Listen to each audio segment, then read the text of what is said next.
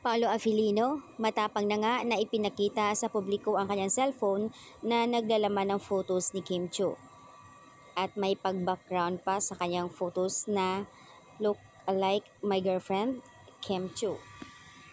Nakaka-happy naman, syempre natutuwa ang lahat ng mga Kim Pao fans na kahit na simpleng bagay lang pagdating sa kanila, sobrang happy na ang lahat.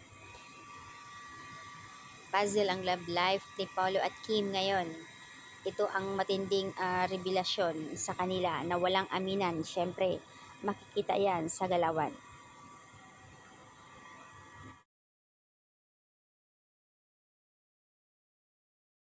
Basta na ang lahat ng mga Kim Pao fans.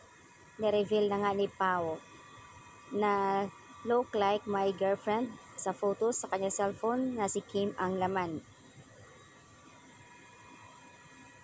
So, kailangan talaga na ipakita na yan guys para alam ng lahat. Nakakatuwa naman si Pao, nagiging showy na ngayon. 'Di ba?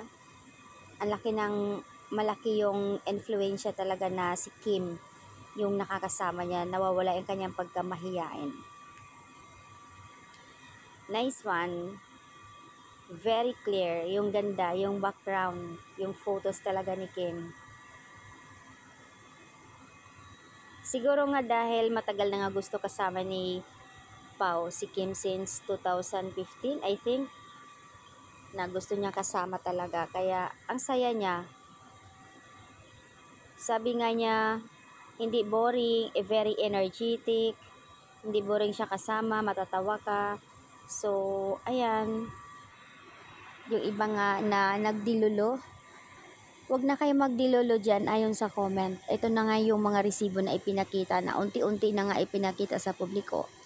At nagiging matapang na nga si Pao pagdating kay Kim. That's in love.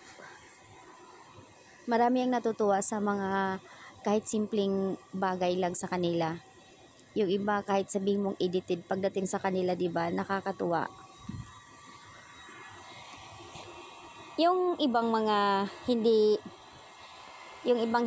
solid Kim Pao, nagre-react sila talaga kapag kayong pinagtagpi yung photos nila or simpleng bagay lang, nagagalit sila, kay Kisho daw edited, kay Kisho ganito. Pero samantala pag kayong Kim Pao fans, natutuwa sila. Siyempre kinikilig din eh. So ayan, may mga bagay na hindi nila nagustuhan, pero naman yun ay hindi solid na Kim Pao fans. So inaabangan na ngayon at ang shoot ng movie nila.